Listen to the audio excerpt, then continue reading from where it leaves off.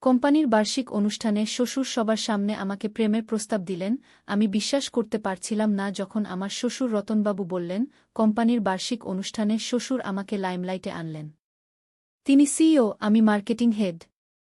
আমাদের সাফল্যের কথা বলতে গিয়ে মাইক্রোফোনে হঠাৎ তিনি বললেন, আমি জানি আজ আমি একটি বড় ঘোষণা দিতে যাচ্ছি।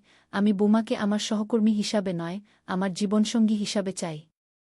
আমি জানি এটা নিষিদ্ধ সম্পর্ক, কিন্তু আমার ছেলে ওকে ছেড়ে চলে গেছে, আর আমি আর লুকাতে পারছি না। আমি আমার শ্বশুরের কোম্পানিতে মার্কেটিং হেড হিসেবে কাজ করি। রতনবাবু কোম্পানির সিইও, সবাই তাকে সম্মান করে। আমার স্বামী তার সাথে ব্যবসায় মতভেদের কারণে আলাদা হয়ে গেছেন, একটি নতুন কোম্পানি শুরু করেছেন। কিন্তু আমি এখানেই আছি কারণ আমি আমার কাজকে ভালোবাসি। কোম্পানির বার্ষিক অনুষ্ঠানে রতনবাবু সবাইকে স্বাগত জানালেন এবং আমাদের টিমের সাফল্য নিয়ে কথা বলতে লাগলেন। সবাই উৎসাহিত ছিল, হাততালি দিচ্ছিল। হঠাৎ তিনি আমাকে স্টেজে ডাকলেন। আমি ভাবলাম হয়তো আমার মার্কেটিং টিমের সাফল্য নিয়ে কিছু বলবেন। কিন্তু তিনি যা বললেন তা শুনে আমি স্তব্ধ হয়ে গেলাম। শ্বশুরবাবু, আমি মাইক্রোফোন ছিনিয়ে নিলাম। আপনি কি বলছেন? এসব কি অসংলগ্ন কথা? পুরো হল নিস্তব্ধ হয়ে গেল। সবাই আমাদের দিকে তাকিয়েছিল। বোমা, আমি আর লুকাতে পারছি না। রতনবাবু আবার মাইক্রোফোন নিলেন। আমি তোমাকে ভালোবাসি, আমার সহকর্মী হিসেবে নয়, একজন নারী হিসেবে। আমার ছেলে তোমাকে ছেড়ে চলে গেছে গি। আপনার ছেলে আমাকে ছাড়েনি। আমি চিৎকার করে উঠলাম। আমরা শুধু আলাদা ব্যবসা করছি।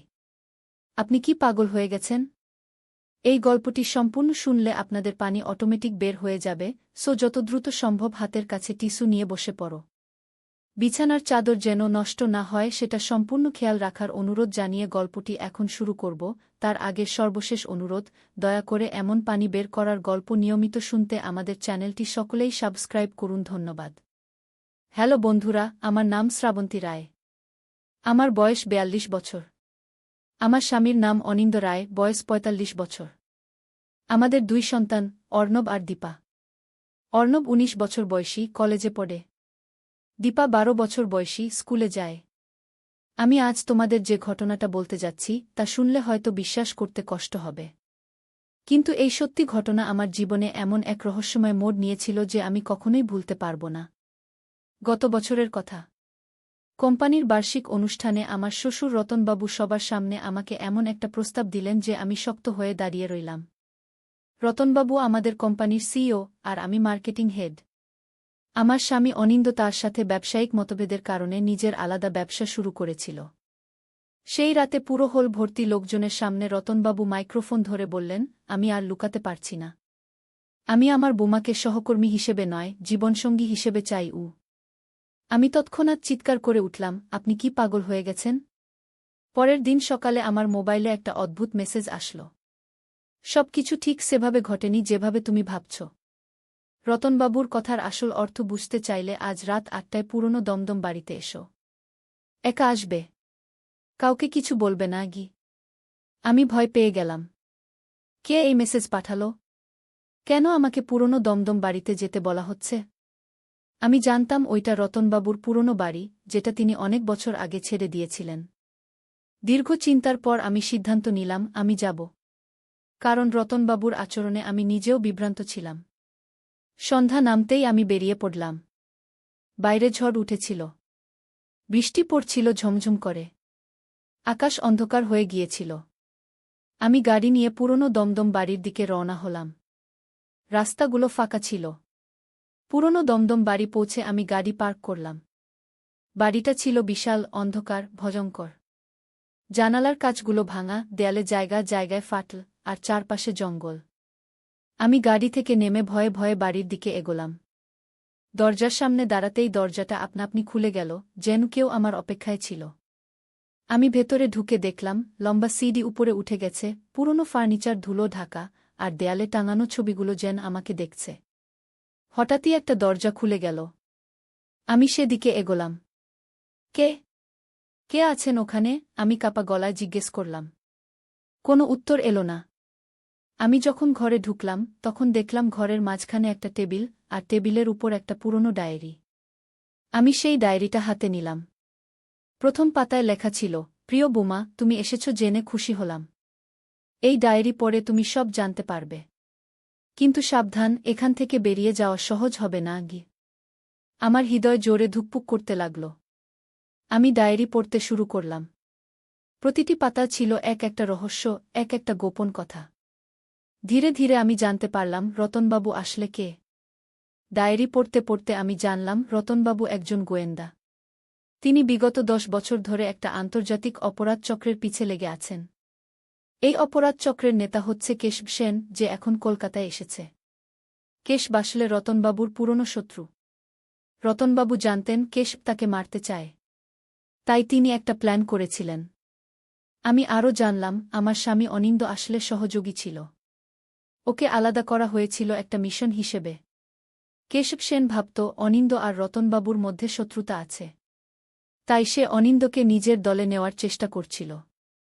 বার্ষিক অনুষ্ঠানে রতনবাবু যে কথাগুলো বলেছিলেন সেগুলো আসলে একটা কোড ছিল। তিনি জানতেন কেশবের লোকেরা সেখানে আছে। সেই কোড দিয়ে তিনি অনিন্দকে জানাতে চেয়েছিলেন কেশব অনিন্দর উপর সন্দেহ করছে, অনিন্দর জীবন বিপদে। আমি হতবাক হয়ে গেলাম। আমার স্বামী অনিন্দ একজন গোয়েন্দা। রতনবাবু একজন গোয়েন্দা। আর আমি কিছুই জানতাম না। হঠাৎ আমি পাতার নিচে একটা নোট দেখলাম।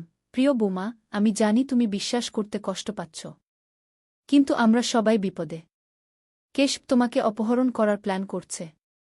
আমি চাই তুমি তার কাছে যাও, কিন্তু তোমার কাছে আমাদের একটা গোপন অস্ত্র থাকবে। তোমার মোবাইলে একটা অ্যাপ ইনস্টল করে দিয়েছি। সেটা দিয়ে তুমি কেশবের সব প্ল্যান জানতে পারবে গু। আমি বুঝতে পারলাম এটা একটা মিশন। আমাকে টোপ হিসেবে ব্যবহার করা হবে। আমি ভয় পেয়ে গেলাম, কিন্তু সাথে সাথে আমার মধ্যে একটা সাহস জেগে উঠল। আমি আমার স্বামীকে বাঁচাতে চাই। আমি রতনবাবুকে সাহায্য করতে চাই। আরও পড়তে থাকলাম। ডায়েরিতে লেখা ছিল কেশব সেন একটা জাল নেটওয়ার্ক চালায়, যার মাধ্যমে সে বিভিন্ন দেশে অবৈধ অস্ত্র, মাদক এবং অবৈধ ডেটা পাচার করে। তার মূল টার্গেট এখন হল এক বিশাল ডেটাবেস হ্যাক করা, যেখানে সমস্ত ভারতীয় নাগরিকের ব্যক্তিগত তথ্য আছে। আমার কোম্পানি, অর্থাৎ রতনবাবুর কোম্পানি, আসলে এই ডেটাবেসের সুরক্ষার জন্য কাজ করে। কেশব রতনবাবুকে হত্যা করে এই ডেটাবেসের অ্যাক্সেস পেতে চায়। আর কেশব ভাবছে আমার কাছে সেই অ্যাক্সেসের পাসওয়ার্ড আছে। আমি ভয়ে কেঁপে উঠলাম। ডায়েরির শেষ পাতায় লেখা ছিল, বোমা, তুমি এখন বাড়ি থেকে বেরোও। বাইরে অনিন্দ তোমার অপেক্ষা করছে। কেশবের লোকেরা এই বাড়ি ঘিরে ফেলেছে। শুধু একটা গোপন রাস্তা আছে বেরোনোর। ডায়েরির পিছনে একটা ম্যাপ দিয়েছি।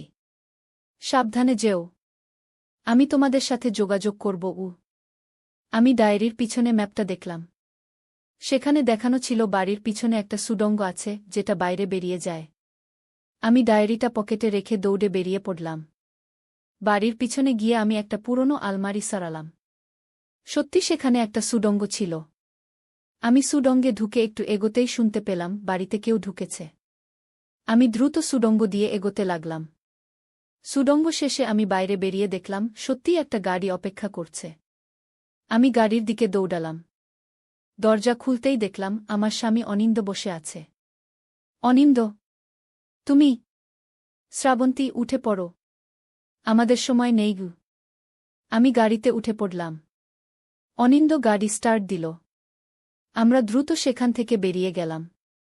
গাড়িতে অনিন্দ আমাকে বলল, শ্রাবন্তী, আমি জানি তুমি বিরক্ত হবে যে আমি তোমাকে সত্যি বলিনি। কিন্তু এটা আমার কাজের অংশ। আমি গত 5 বছর ধরে কেশব সেনের পিছে আছি।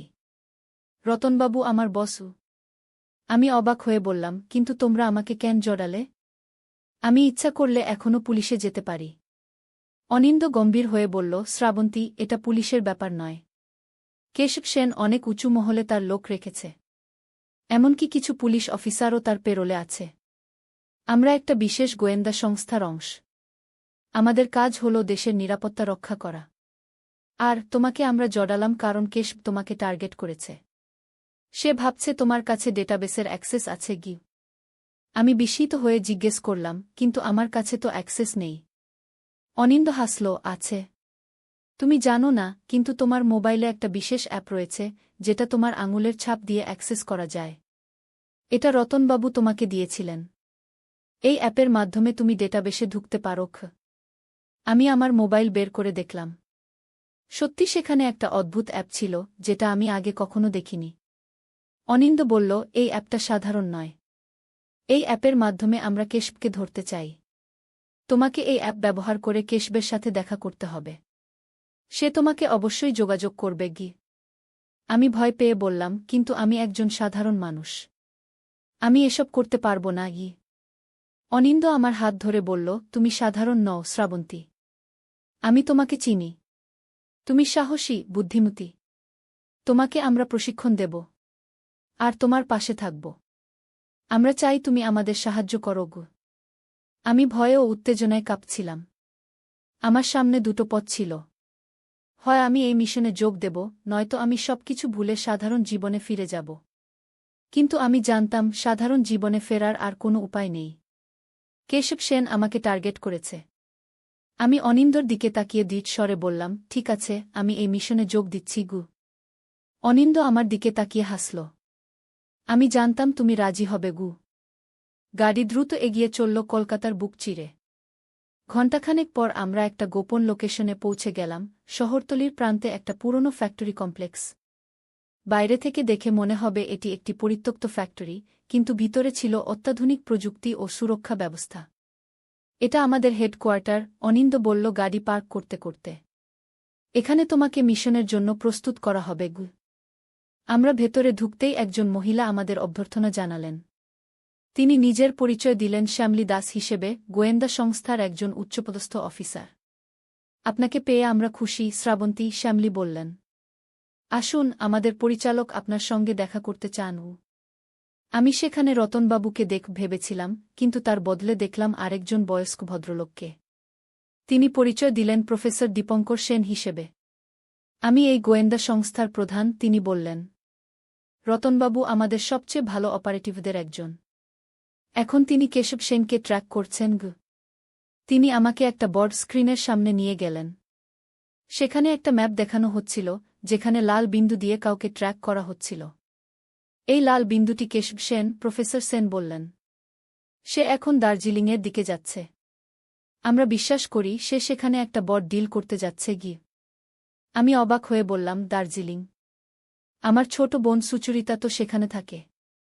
প্রফেসর ও অনিন্দ পরস্পরের দিকে তাকালেন। হ্যাঁ, আমরা জানি, অনিন্দ বলল। এবং আমরা সন্দেহ করি যে কেশব সেন তোমার বোনকে ব্যবহার করতে চায় তোমার কাছে পৌঁছাতে গু। আমার মাথা ঘুরে গেল। তাহলে আমার বোন বিপদে। চিন্তা করো না, প্রফেসর সেন আশ্বাস দিলেন।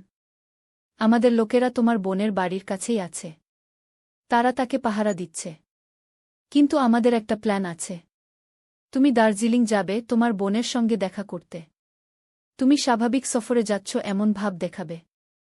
আমরা নিশ্চিত যে কেশব সেন তোমার সঙ্গে যোগাযোগ করবে গু। আমি ভয়ে কাঁপছিলাম, কিন্তু আমার বোনকে বাঁচাতে হবে।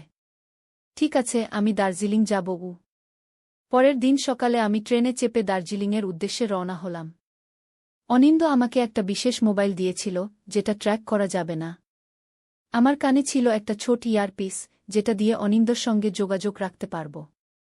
ট্রেনে যেতে যেতে আমি দেখলাম আমার সামনের সিটে একজন অদ্ভুত লোক বসেছে। সে আমার দিকেই তাকিয়ে আছে। আমি ভয় পেলাম। হঠাৎ সেই লোক উঠে আমার পাশের সিটে এসে বসল। শ্রাবন্তী দেবী না, সে জিজ্ঞেস করল। আমি নিজেকে শক্ত করলাম। আপনি কে? আমার নাম অরুণ। আমি আপনার সঙ্গে একটা বিশেষ বিষয়ে কথা বলতে এসেছি। আমার বস আপনার সঙ্গে দেখা করতে চান। আমি ভয় পেয়ে গেলাম, কিন্তু নিজেকে সামলে নিলাম। আপনার বসকে? আপনি জানেন? অরুণ মৃদু হাসল। তিনি আপনাকে সাহায্য করতে চান। আপনার বোন সুচরিতা বিপদে আছে গি। আমার হৃৎপিণ্ড জোরে ধুকপুক করতে লাগল। সুচরিতা?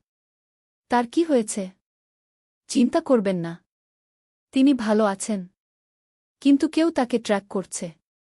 আমার বস আপনাকে ও আপনার বোনকে বাঁচাতে চান। আপনি যদি আমার সঙ্গে আসেন, আমি আপনাকে তার কাছে নিয়ে যাব। আমি জানতাম এটা একটা ফাঁদ। কিন্তু আমি মিশনের জন্য প্রস্তুত ছিলাম। আমি আমার ইয়ারপিস দিয়ে অনিন্দকে জানালাম। অনিন্দ বলল, ঠিক আছে। ওর সঙ্গে যাও। আমরা ট্র্যাক করছি। ঠিক আছে, আমি অরুণকে বললাম। আমি আপনার সঙ্গে যাব। দার্জিলিং স্টেশনে নেমে অরুণ আমাকে একটা গাড়িতে তুলল। গাড়ি চলতে লাগল পাহাড়ি রাস্তায়, চারদিকে ঘন কুয়াশা। 1 ঘণ্টা পর গাড়ি থামল একটা বিশাল বাংলোর সামনে, যেটা ছিল পাহাড়ের চূড়ায়, চারদিকে ঘন জঙ্গল। অরুণ আমাকে ভেতরে নিয়ে গেল। ভেতরে একটা বিশাল হোল রুমে আমি দেখলাম একজন সুদর্শন মধ্যবয়সী লোককে। তার পোশাক দামি, চোখে ধূর্তামি। স্বাগতম শ্রাবন্তী দেবী, সে বলল। আমি কেশব সেন। আমি ভয় পেয়ে গেলাম, কিন্তু নিজেকে সামলে নিলাম। আমার বোন কোথায়? আপনি কি চান আমার থেকে? কেশব হাসল। আপনার বোন নিরাপদেই আছে। আসলে আমি আপনাকে এখানে আনিনি আপনার বোনের জন্য। আমি আপনাকে এখানে এনেছি আপনার দক্ষতার জন্য। আমি বিস্মিত হয়ে বললাম, আমার দক্ষতা? আমি তো শুধু একজন মার্কেটিং প্রফেশনাল। না, আপনি তার চেয়ে অনেক বেশি, কেশব বলল। আপনার কাছে একটা অ্যাপ আছে যেটা আমার দরকার। সেই অ্যাপের মাধ্যমে ডেটাবেসে ঢোকা যায়। আমি অবাক হলাম। আমি জানি না কি অ্যাপের কথা বলছেন আপনি। কেশব আমার দিকে এগিয়ে এলো। শুনুন, আমি আপনাকে ব্যথা দিতে চাই না। আমি জানি রতন রায় ও অনিন্দ রায় আসলে কে। তারা একটা গোয়েন্দা সংস্থার লোক। তারাই আপনাকে এখানে পাঠিয়েছে। আমি এটাও জানি আপনাকে বলা হয়নি সত্যি কথা। আমি হতবাক হয়ে গেলাম। কি সত্যি কথা? কেশব একটা ফাইল আমার দিকে এগিয়ে দিল। এটা একবার দেখুন। আমি ফাইলটা খুলে দেখলাম। সেখানে একটা রিপোর্ট ছিল, যেটা দেখাচ্ছিল আমার মোবাইলে থাকা অ্যাপটা শুধু একটা ডেটাবেসের অ্যাক্সেস দেয় না, বরং একটা পারমাণবিক প্ল্যান্টের কন্ট্রোল অ্যাক্সেস দেয়া। আর সেই প্ল্যান্টের উপর রতনবাবুর গোয়েন্দা সংস্থা নয়, একটা আন্তর্জাতিক টেররিস্ট গ্রুপের নিয়ন্ত্রণ রয়েছে। এটা অসম্ভব, আমি বিটবিট করলাম। না, এটাই সত্যি, কেশব বলল। রতন রায় ও অনিন্দ রায় আসলে একটা আন্তর্জাতিক টেররিস্ট গ্রুপের সদস্য। আর আমি আন্তর্জাতিক পুলিশের একজন বিশেষ এজেন্ট। আমি এদের ধরার চেষ্টা করছি। আপনার কাছে থাকা অ্যাপটা আমাদের দরকার, যাতে আমরা পারমাণবিক প্ল্যান্টটা বন্ধ করতে পারি, নইলে তারা এটা ব্যবহার করে অনেক লোককে মারবে। আমি বিভ্রান্ত হয়ে গেলাম। কে মিথ্যা বলছে? কেশব সেন নাকি রতনবাবু ও অনিন্দ? আমি কাকে বিশ্বাস করব? আমি কাকে বিশ্বাস করব? আমি ইয়ারপিসের মাধ্যমে শুনতে পেলাম অনিন্দর আতঙ্কিত কণ্ঠস্বর, শ্রাবন্তী, ওর কথা বিশ্বাস করো না। ও মিথ্যা বলছে। আমরা তোমার কাছে পৌঁছাচ্ছি। আমি কেশবের দিকে তাকালাম। আপনি যদি আন্তর্জাতিক পুলিশের এজেন্ট হন, তাহলে আপনার পরিচয়পত্র দেখান। কেশব হাসল। খুব চালাক মেয়ে আপনি। কিন্তু আমরা গোপন এজেন্ট, পরিচয়পত্র দেখিয়ে বেড়াই না। আপনার ইয়ারপিসে অনিন্দ আপনাকে বিভ্রান্ত করার চেষ্টা করছে। আমি জানি আপনি দ্বিধায় আছেন। কিন্তু আমি আপনাকে একটা প্রমাণ দিতে পারি। সে একটা রিমোট টিপল। পাশের দরজা খুলে গেল। আমি দেখলাম সেখানে আমার বোন সুচরিতা দাঁড়িয়ে আছে। দিদি, সুচরিতা দৌড়ে এসে আমাকে জড়িয়ে ধরল। সুচরিতা, তুমি ঠিক আছো? আমি তাকে জোরে জড়িয়ে ধরলাম। হ্যাঁ, আমি ঠিক আছি, সুচরিতা বলল। কেশবদা আমাকে বাঁচিয়েছেন। কিছু লোক আমাকে অপহরণ করার চেষ্টা করেছিল। তারা বলছিল তারা গোয়েন্দা সংস্থার লোক। কিন্তু কেশবদা আমাকে বাঁচিয়েছেন। আমি আরও বিভ্রান্ত হয়ে গেলাম। সুচরিতা কি তাহলে কেশবের পক্ষে? হঠাৎ আমার মোবাইল থেকে একটা বার্তা এলো। আমি চোখ বুলিয়ে নিলাম। রতনবাবু থেকে একটা বার্তা এসেছে। কেশব উৎসুক হয়ে বলল, কি বলছে? তিনি বলছেন আমাকে সতর্ক থাকতে। আমি ধীরে ধীরে বললাম। তিনি বলছেন আমি যেন অ্যাপটি ডিলিট করে দেই। কেশব উদ্বিগ্ন হয়ে বলল, না, অ্যাপটি ডিলিট করবেন না। ওটা আমাদের দরকার। আমি আমার মোবাইল পকেটে রাখলাম। আমাকে একটু সময় দিন। আমি সিদ্ধান্ত নিচ্ছি। সুচরিতা আমার হাত চেপে ধরল। দিদি, কেশবদাকে বিশ্বাস করো। তিনি আমাদের বাঁচাবেন। আমি কি করব ভেবে পাচ্ছিলাম না। হঠাৎ আমার মনে পড়ল, রতনবাবু আমাকে একটা বিশেষ কোড শিখিয়েছিলেন। যদি তিনি আসলে খারাপ লোক হন, তাহলে তিনি আমাকে সেই কোড শেখাতেন না। আমি সুচরিতার কানে ফিসফিস করে বললাম, সুচরিতা, তুমি কি মনে রাখো আমি তোমাকে কি শিখিয়েছিলাম? আমাদের সিক্রেট কোড। দারুচিনি। সুচরিতা অবাক হয়ে তাকাল। দারুচিনি? কি সিক্রেট কোড? আমি তৎক্ষণাৎ বুঝতে পারলাম এ আমার বোন সুচরিতা নয়। এ একজন ভুয়া সুচরিতা। আমি ও সুচরিতার মধ্যে দারুচিনি শব্দটি ছিল একটা বিশেষ কোড, যা আমরা ছোটবেলা থেকে ব্যবহার করি যখন কেউ বিপদে থাকে। আসল সুচরিতা কখনোই এই কোড ভুলত না। আমি নিজেকে সামলে নিয়ে কেশবের দিকে তাকালাম। আপনি মিথ্যাবাদী। এ আমার বোন নয়। কেশব হঠাৎ তার মুখের ভাব পাল্টে ফেলল। তাহলে আপনি সব বুঝে ফেলেছেন। দুঃখিত, শ্রাবন্তী দেবী। আমি আপনাকে অন্য উপায়ে সাহায্য চেয়েছিলাম, কিন্তু এখন আমাকে জোর করতে হবে। সে তার পকেট থেকে একটা গান বের করল। অ্যাপটা আমাকে দিন। আমি আপনার মোবাইল চাই। আমি ভয় পেয়ে পিছিয়ে গেলাম। ভূয়া সুচরিতা এখন কেশবের পাশে দাঁড়িয়েছিল, তার হাতেও একটা গান। হঠাৎ একটা জোরে আওয়াজ হল। জানালার কাচ ভেঙে একটা ধোঁয়ার বোমা ভেতরে এলো। চারদিকে ধোঁয়া ছড়িয়ে পড়ল। আমি কিছু দেখতে পাচ্ছিলাম না। শ্রাবন্তী, অনিন্দর কণ্ঠস্বর শুনতে পেলাম। মাটিতে শুয়ে পড়ো। আমি মাটিতে শুয়ে পড়লাম। কয়েকটা গুলির শব্দ হল। কেশব চিৎকার করে উঠল। ধোঁয়া কাটতে আমি দেখলাম অনিন্দ ও রতনবাবু ঘরে ঢুকেছেন। তাদের সঙ্গে আরও কয়েকজন লোক। তারা কেশব ও ভূজা সুচরিতাকে ধরে ফেলেছেন। শ্রাবন্তী, তুমি ঠিক আছো? অনিন্দ আমার কাছে এসে জিজ্ঞেস করল। আমি ওকে জোরে জড়িয়ে ধরলাম। হ্যাঁ, আমি ঠিক আছি। কিন্তু সুচরিতা কোথায়? আমার বোন কোথায়? রতনবাবু এগিয়ে এলেন। সে নিরাপদে আছে। আমাদের লোকেরা তাকে সুরক্ষিত জায়গায় নিয়ে গেছে। কেশব তাকে ধরার চেষ্টা করেছিল, কিন্তু আমরা আগেই তাকে সরিয়ে ফেলেছিলাম। আমি স্বস্তির নিঃশ্বাস ফেললাম। ধন্যবাদ। রতনবাবু গম্ভীর হয়ে বললেন, কেশব তোমাকে বিভ্রান্ত করার চেষ্টা করেছিল।